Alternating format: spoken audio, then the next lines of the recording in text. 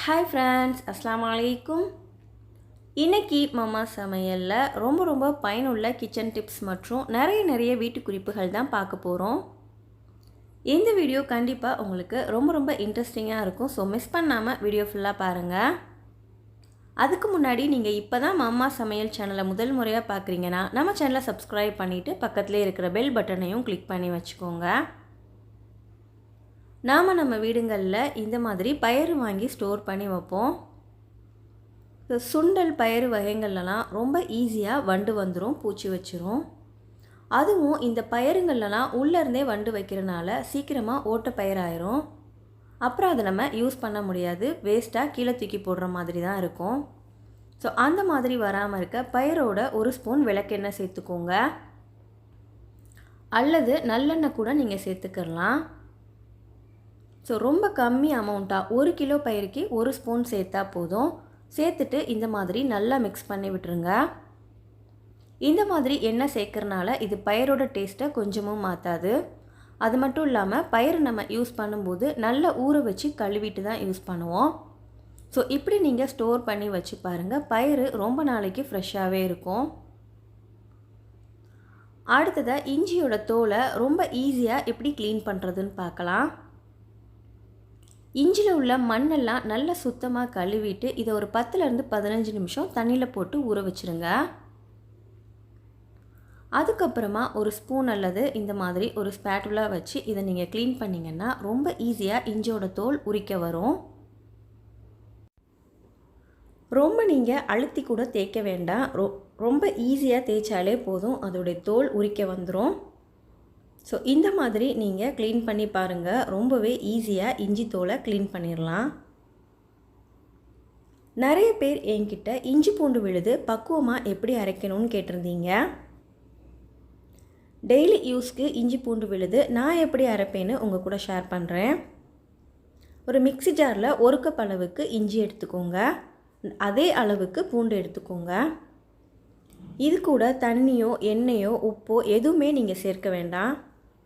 So அப்படியே இதை நல்லா திக் பேஸ்ட்டாக அரைச்சிக்கோங்க. இந்த இஞ்சி பூண்டு பேஸ்ட்டை ஒரு கிளாஸ் ஜாரில் போட்டு ஸ்டோர் பண்ணுங்கள். கண்ணாடி பாட்டிலில் போட்டு ஸ்டோர் பண்ணி வைக்கும்போது அதோடைய நிறம் கொஞ்சமும் மாறாது. நீங்கள் கடைசி யூஸ் பண்ணுற வரைக்கும் இஞ்சி பூண்டு அதோட டேஸ்ட் மாறாமல் ஃப்ரெஷ்ஷாக இருக்கும். இப்படியே இதை நீங்கள் ஃப்ரிட்ஜில் வச்சுருங்க, ட்ரை பண்ணி பாருங்கள். அடுத்ததாக ரொம்ப கம்மியான எண்ணெயில் அப்பளம் எப்படி பொரிக்கிறதுன்னு பார்க்கலாம். ஸோ அப்பளத்தை நீங்கள் இந்த மாதிரி பாதியாக கட் பண்ணிக்கோங்க. இப்போ நீங்கள் கடாயில் நிறைய எண்ணெய் சேர்க்க வேண்டாம், கம்மியான எண்ணெயிலேயே நீங்கள் இந்த அப்பளத்தெல்லாம் ரொம்ப ஈஸியாக ஃப்ரை பண்ணிடலாம். இந்த மாதிரி அப்பளத்தை கட் பண்ணி பொரிக்கும்போது ரொம்ப கொஞ்சம் எண்ணெய் தான் தேவைப்படும். அதே சமயத்தில் சீக்கிரமாகவும் ஃப்ரை பண்ணிடலாம். ஸோ யூஸ் பண்ண எண்ணெயை நீங்கள் மறுபடியும் யூஸ் பண்ணணும்னு தேவையில்லை. அடுத்ததாக வீட்டில் இருக்கிற பொருள் வச்சே ரொம்ப ஈஸியான ஒரு ஈவினிங் ஸ்நாக்ஸ் செய்யலாம். எப்போவுமே ஃப்ரிட்ஜில் இட்லி மாவு ஸ்டாக் வச்சுருப்போம். ஸோ ஒரு மிக்சிங் பவுலில் 3 கரண்டி அளவுக்கு இட்லி மாவு எடுத்துக்கோங்க.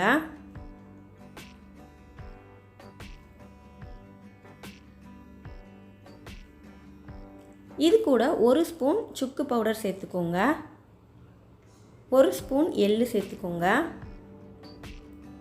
கொஞ்சமாக தேங்காய் துருவல் சேர்த்துக்கோங்க. இது கூட 1/4 கப் அளவுக்கு வெல்லம் சேர்த்துக்கோங்க. நான் ஏற்கனவே மாவில் உப்பு சேர்த்துருக்கறனால இப்போ உப்பு எதுவும் சேர்க்கலை. நீங்கள் சேர்க்காமல் இருந்தீங்கன்னா லைட்டாக உப்பு சேர்த்துக்கோங்க. இது எல்லாத்தையும் இந்த கன்சிஸ்டன்சிக்கு மிக்ஸ் பண்ணி வச்சுக்கோங்க. இப்போ பணியார சட்டி சூடு பண்ணிக்கோங்க. ஸோ எல்லா குழியிலையும் கொஞ்சமாக நெய் போட்டுக்கோங்க.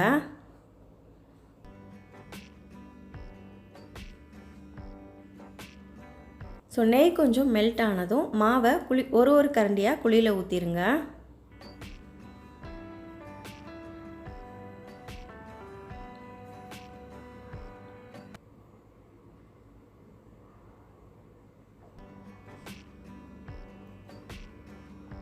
ஒரு 5 நிமிஷத்துலேயே இது வெந்துடும். இப்போ இதை எல்லாத்தையும் நம்ம திருப்பி போட்டுடலாம்.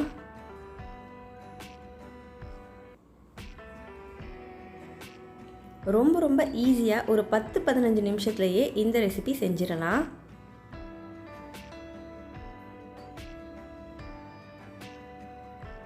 இப்போ பாருங்கள், குண்டு குண்டுன்னு அழகாக நமக்கு குழிப்பணியாரம் ரெடி ஆயிடுச்சு. இப்போ இதை பிளேட்டுக்கு மாற்றிடலாம். ரொம்ப ரொம்ப ஈஸியான குழிப்பணியாரம். ஸ்கூல் விட்டு வந்ததும் செஞ்சு கொடுக்குறதுக்கு ரொம்பவே ஈஸியாக இருக்கும். ஸோ இந்த மாதிரி நீங்களும் செஞ்சு பாருங்கள். செஞ்சுட்டு எப்படி இருந்துச்சுன்னு எனக்கு கமெண்ட் பண்ணுங்கள். அடுத்ததாக நாம் கண்டிப்பாக வாரத்தில் 2 அல்லது 3 நாள் கீரை சமைக்கணும்.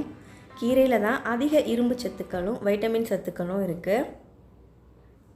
அப்படி கீரை சமைக்கும்போது கீரையை எப்போவுமே மூடி போட்டு சமைக்காதீங்க, திறந்து வச்சு சமைங்க. அப்போ தான் கீரையோட நிறமும் சுவையும் மாறாது. ட்ரை பண்ணி பாருங்கள். அடுத்ததாக ரொம்ப நாளைக்கு ஃப்ரெஷ்ஷாக அரிசி மாவை எப்படி ஸ்டோர் பண்ணி வைக்கிறதுன்னு பார்க்கலாம். மில்லிலிருந்து அரிசி மாவு திரிச்சு கொண்டு வந்ததும் அதை ஓப்பன் பண்ணி வச்சுருங்க. அதோட சூடு கம்ப்ளீட்டாக ஆறுனதும் இதில் 4-5 பிரியாணி இலையாக போட்டு வச்சுருங்க. இப்போ இதை மூடி வைக்கும்போது ரொம்ப நாள் ஆனாலும் அரிசி மாவில் வண்டு வராது, புழு வராது.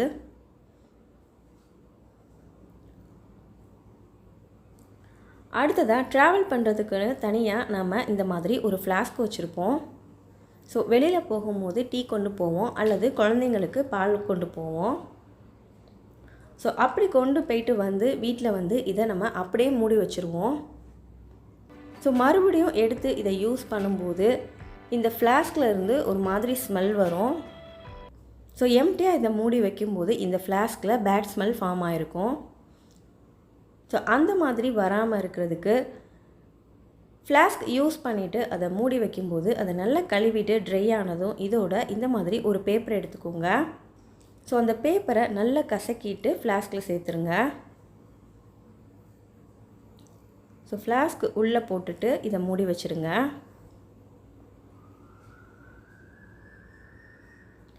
ஸோ பிளங்காத ஃப்ளாஸ்கை இந்த மாதிரி நீங்கள் மூடி வைக்கும்போது அடுத்து நீங்கள் எடுத்து அதை யூஸ் பண்ணும்போது ஃப்ளாஸ்கில் எந்த வித ஸ்மெல்லும் இருக்காது. நீங்கள் நெக்ஸ்ட் டைம் யூஸ் பண்ணும்போது அந்த பேப்பரை எடுத்துகிட்டு வாஷ் பண்ணிவிட்டு அப்படியே யூஸ் பண்ணலாம்.